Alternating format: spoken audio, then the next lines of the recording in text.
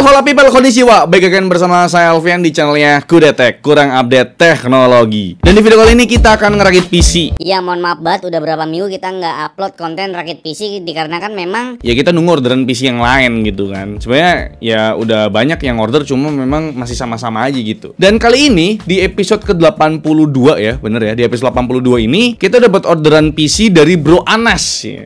Kepunyaannya Bro Anas dari Bojonegoro, Jatim, Jawa Timur. Wih, jauh banget kan. Jadi buat bro-bro orang Jawa Timur bisa banget order PC di kita gitu. Linknya ada di deskripsi ya kan. Dan rakitan PC episode ke-82 ini sebenarnya sama, karena memang Bro Anas itu order rakitan PC episode ke-80 yang menggunakan prosesor Intel Core i5 12400F plus GPU-nya Radeon RX 6600. Nah, kira-kira tampilannya begini, Pak. Dan buat budgetnya di rakitan episode ke-82 masih sama seperti di episode ke-80 ya kan, sama-sama sekitar 11 jutaan gitu loh budgetnya. Jadi buat teman-teman yang punya budget 11 jutaan, boleh rakit PC di kita, linknya ada di deskripsi. Jadi komponen apa yang kita gunakan sebenarnya masih sama seperti yang ada di episode ke-80. Cuma di sini memang kita menggunakan yang varian hitam gitu ya. Kita menggunakan casing, cooling, dan power supply dari brand Deepcool gitu loh. Jadi memang ini cocok banget buat teman-teman yang emang lagi pengen rakit PC temanya hitam. Jadi nggak usah lama-lama, langsung aja kita kasih tahu komponen apa aja yang kita gunakan, dan mungkin kalian penasaran gimana sih komponennya dari yang versi yang sebelumnya tuh bedanya apa. Jadi nggak usah lama-lama, ini dia komponen yang kita gugunakan. Kita mulai dari casingnya dulu ya, bukan dari prosesor atau motherboard, biar random aja gitu loh. Jadi episode kali ini kita pakai casing dari Deepcool, itu Deepcool CC360 ERGB, sebuah casing mini tower yang sebenarnya adeknya dari Deepcool CC560 yang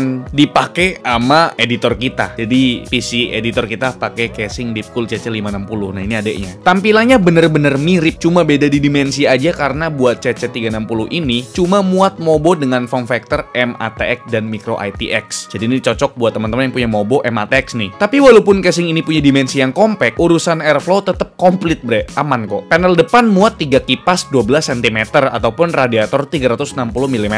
Panel atas muat 2 kipas 12 cm ataupun 14 cm dan juga radiator 240 mm. Sedangkan panel belakang muat 1 kipas 12 cm ataupun radiator 120 mm.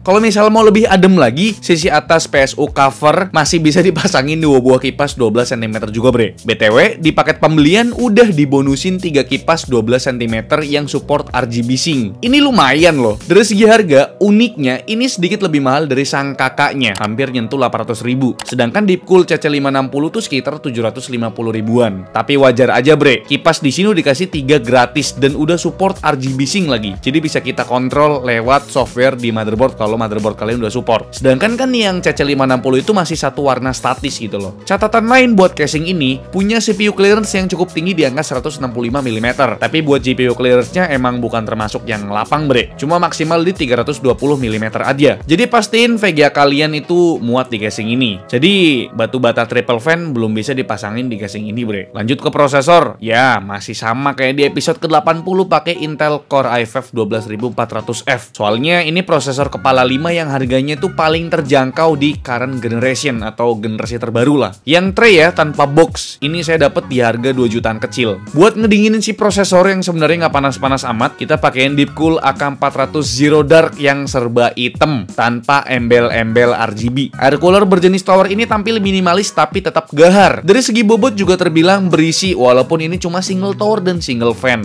Nah, buat bobotnya tuh di angka 660-an gram bre. Dengan 4 buah heat pipe berdiameter 6 mm, udah jaminan pasti Core i5 12400F nya bakal tetap adem sih. Karena kan CPU cooler ini bisa menjalankan prosesor dengan TDP up to 220 watt. Sedangkan maksimum TDP dari Core i5 12400F ini cuma di angka 117 watt doang. Nah, buat motherboardnya ini agak beda tapi tetap sama-sama dari ASRock. Tahu sendiri lah ya kan, motherboardnya ASRock tuh bener-bener bersahabat buat kaum kreator macam kita ini, yang kalau beli di Indomaret tuh kembalian 500 perak kita tetap tungguin gitu. Ini adalah ASRock B760M Phantom Gaming Lighting DDR5. Kalau yang episode 80 kemarin kan pakai yang Pro RS karena kan temanya yang warna putih. Sedangkan sekarang kita tuh ngerakitnya tuh serba hitam gitu. PC tuh harus hitam gitu loh. Buat harganya tentunya lebih murah Phantom Gaming Lighting ini, sekitar 2 jutaan kecil. Sedangkan yang Pro RS kayaknya udah naik deh, sekitaran di angka 2,5 jutaan gitu. Lanjut ke memori atau RAM-nya, tentu kita pakai dari Team Group juga yang udah support channel ini dari dulu pas kita masih di Batam tuh. Kita pakai produk Team Group yang budget aja bre, yaitu Team Elite Plus DDR5 berkapasitas 2x8GB 5200 MHz. Produk ini bisa kalian masukkan ke wishlist kalau emang lagi cari memori DDR5 value, tapi tetap tampilannya kece gitu loh, karena udah dikasih spreader, bukan yang telanjang gitu aja bre. Lanjut ke bagian storage-nya, tentu aja kita pakai M.2 NVMe SSD di sini. Lagi-lagi dari Team Group juga, tapi dari lini gamingnya nih, yaitu T-Force Z44A series yang berkapasitas 512GB. Ini udah cukup lah ya kapasitas segini. SSD ini udah pakai interface PCIe Gen 4 pastinya. Cuma buat speednya tergantung sama SKU yang kita beli bre. Karena di T-Force Z44A ini ada 3 SKU, masing-masing Z44A3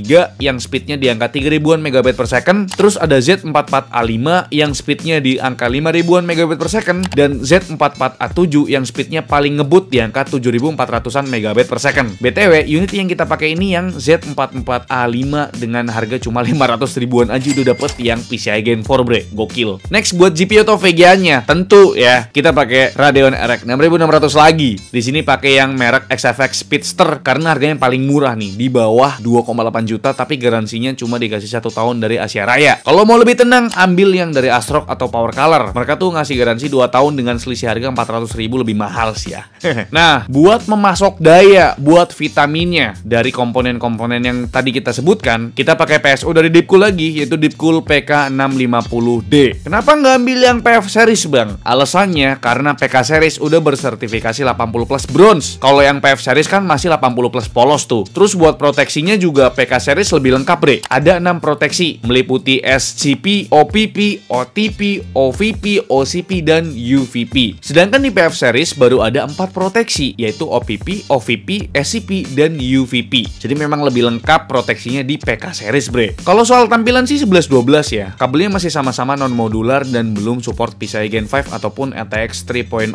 Dan buat harganya, Deepcool PK650D saya dapat di angka 800 ribuan. Kalau mau yang lebih murah, bisa ambil yang kapasitas yang lebih kecil, yaitu Deepcool PK550D yang harganya nggak sampai 700 ribuan. Kira-kira itu deh untuk komponen yang kita gunakan di rakitan PC episode ke-82 ini bre. Dan ya mirip-mirip lah sama episode ke-80. Dan memang bedanya itu ada di bagian casing, cooling, power supply, dan storage yang kita gunakan di episode ke-82 itu beda. Mungkin teman-teman bertanya ya, di rakitan PC episode ke-82 ini nggak ada pembahasan performa ya. Kita cuma ngebahas performa suhunya aja gitu loh. Karena memang untuk performa PC episode ke-82 itu bisa dibilang mirip sama kayak di episode ke-80. Jadi di video kali ini kita ngasih tahu untuk proses perakitannya gimana. Jadi langsung aja kita masuk ke proses perakitan PC episode ke-82 ini bre. Langkah pertama tentu aja masang prosesor ke soketnya. Cukup pakai satu tangan bisa bre. Berarti orang yang cuma punya satu tangan bisa kok rakit PC. Maksudnya masang prosesor. Langkah selanjutnya pasang RAM atau memori. Karena di motherboard ini ada 4 slot RAM, kita pakai slot A2 dan B2. Jangan ketuker bre. Kepingan RAM-nya juga jangan sampai kebalik. Walaupun titik tengah RAM DDR5 sekarang udah center, tapi tetap aja nggak bisa kepasang kalau kebalik gitu loh. Next kita pasang M.2 SSD-nya. Kita pasang di slot pertama aja biar adem karena ada heatsink bawaan dari motherboard. Jangan lupa lepas cover plastik yang nempel di thermal pad-nya. Ya, kalau nggak kelepas ntar bisa panas tuh. Terus baut lagi dah heatsink ke motherboard-nya. Selanjutnya kita mau pasang CPU cooler. Buat yang mikir susah nggak sih masang CPU cooler, tenang aja bre. Kalau brand yang bonafitnya macam Deepcool udah pasti ngasih manual book yang jelas dan mudah dimengerti. Tinggal baca ya pelan-pelan dan sesuaikan sama soket prosesor yang kalian pakai. Nah kita kan pakai soket LGA 1700 punya Intel. Jadi baut di backplate-nya kita mentokin dulu sampai ujung. Habis itu kasih spacer di keempat titiknya. Terus taruh lagi dah bracketnya. Dan baut deh keempat titiknya tadi. Sebelum pasang CPU cooler ke soketnya, lepas dulu kipas yang menempel biar nanti ngebautnya tuh gampang. Terus buat Deepcool AK400 Zero Dark ini kan pastanya udah pre-install. Jadi kita nggak perlu oles-oles manual pastanya di prosesornya bre. Praktis kan ya? Tinggal baut dah CPU cooler ke bracket yang tadi kita rakit. Kalau udah ke baut, pasang kipasnya tadi. Jangan lupa pasang kabel 4 pin PWM dari kipas ke header yang ada di motherboard yang tulisannya tuh CPU fan. Jangan ketuker bre. Jangan kalian pasang di CHA fan. Nanti dia muternya statis gitu, nggak bisa ngikutin suhu dari prosesor. Sedangkan CPU cooler kan bagusnya muternya ngikutin suhu si prosesornya gitu. Makanya harus dipasang di header CPU fan biar muternya dinamis ngikutin seberapa panas suhu prosesor. Nah, permoboan kita tinggal dulu. Sekarang kita bongkar dua sisi panel di bagian casingnya. Sebelum pasang motherboard ke casing, kita perlu pasang I/O covernya karena kan ini motherboard low end, bukan mid range. Jadi I/O covernya perlu dipasang manual, bre. Kalau udah terpasang I/O covernya, tinggal kabel-kabel kecil dari casing ke motherboard seperti kabel HD audio, kabel USB 2.0,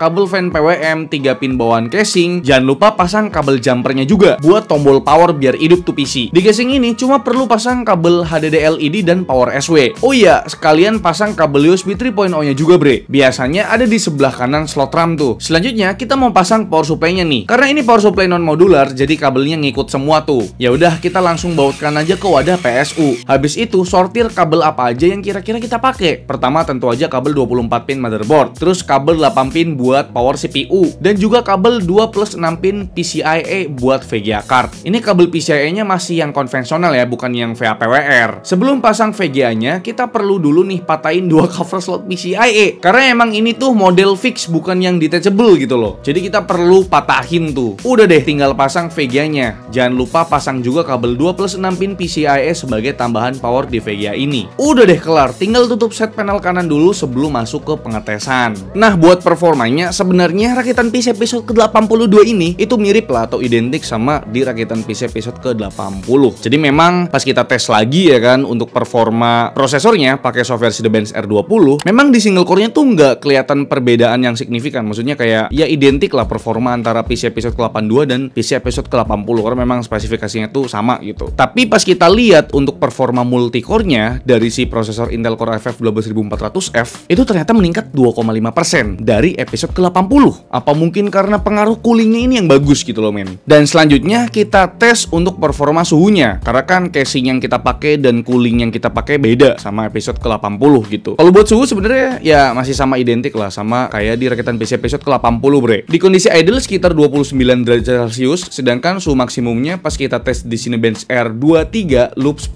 menit tercatat mentok di angka 60 derajat Celcius aja. Tapi perlu jadi catatan, di PC episode ke-80 pakai 4 buah fan 12 cm plus 1 fan di CPU cooler. Sedangkan di PC episode ke-82 ini cuma modal 3 buah fan 12 cm dan 1 fan di CPU cooler udah bisa seadem di PC episode ke-80. Dan selanjutnya untuk performa dari SSD-nya, karena kita pakai SSD yang beda juga dari episode ke-80 ke episode ke-82 ini. Jadi kita kan pakai TeForce Z44A5 ya kan. Dan memang interface-nya udah PCIe Gen 4. Pas kita tes speed rate-nya itu di atas 5000 MB per second. Tapi untuk speed rate-nya itu naik turun di angka 2400-an MB per second, bre. Dan menurutku untuk speed 5000 MB per second itu bisa dibilang ya udah kenyang banget lah untuk PCIe Gen 4. Tapi nggak sampai full speed ya, karena full speednya PCIe Gen 4 itu di angka 7000-an MB per second itu. Jadi ini bisa dibilang ya di tengah-tengahnya. Dengan harga segitu menurutku udah cukup worth it lah buat diambil karena speednya tuh di 5000-an MB per second, bukan di 3000-an. Kalau di 3000-an mending ambil PCIe Gen 3 aja gitu ya. Dan disclaimer teman-teman, kalau misalkan teman-teman tuh mikir kayak, "Bang, ini kan casingnya udah gratis 3 kipas ARGB tuh." Maksudnya udah support ARGB sync yang bisa disinkronis lewat motherboard. Tapi kalau misalkan motherboardku nih nggak support ARGB sync gimana? Tenang, Deepcool ternyata ngasih solusinya. Jadi kan motherboard yang kita pakai ini nggak support RGB sync. Jadi ya cara ngeganti warnanya kalau nggak ada softwarenya atau motherboardnya nggak support, Deepcool ngasih tombol di casingnya. Kita bisa gonta-ganti pakai tombol yang tersedia di casingnya. Tuh, warnanya berubah-ubah. Jadi ini tuh dipikirin sama Deepcool gitu loh. Karena menurut Deepcool tuh kayak ya pasarku tuh menengah ke bawah gitu loh. Jadi bisa dibilang orang yang pakai casingnya Deepcool itu ya budgetnya nggak banyak-banyak amat gitu loh. Jadi motherboardnya tuh kadang yang dibeli nggak support RGB sync. Tapi tetap ya kan, kaum kerehore atau kaum mending-mending yang budgetnya tipis ya kan, dia itu pengennya bisa dipakai RGB syncnya. Nah, Deepcool ngasih tombol. Thank you Deepcool. Jadi kaum kerehore tuh dipikirkan. Dan modenya tuh banyak banget, Pak. Pas aku tes tuh lebih dari 20 aja, kayak lau bisa pilih-pilih sendiri lah gitu loh, tinggal tekan-tekan aja. Jadi kira-kira itu dia rakitan PC episode ke-82 ini di budget 11 jutaan. Jadi buat temen-temen buat yang pengen tahu performa lengkapnya gimana, temen-temen bisa nonton rakitan PC episode ke-80 karena speknya tuh identik gitu ya. Cenderung meningkat karena mungkin coolingnya bisa dibilang bisa ngehandle si prosesornya lebih bagus lagi lah gitu. Dan buat temen-temen yang mau order rakitan PC episode ke-82 ini atau ke-80, temen-temen bisa langsung aja klik link yang ada di deskripsi video ini. Kira-kira itu dia videonya. Like video ini kalau kalian suka, dislike kalau saya jelek, dan jangan lupa untuk tekan tombol subscribe nih ya, yang warna merah kalau misalkan kalian belum subscribe channel ini. Selvian Selakosti mengucapkan terima kasih. Sampai jumpa di video selanjutnya. Bye bye.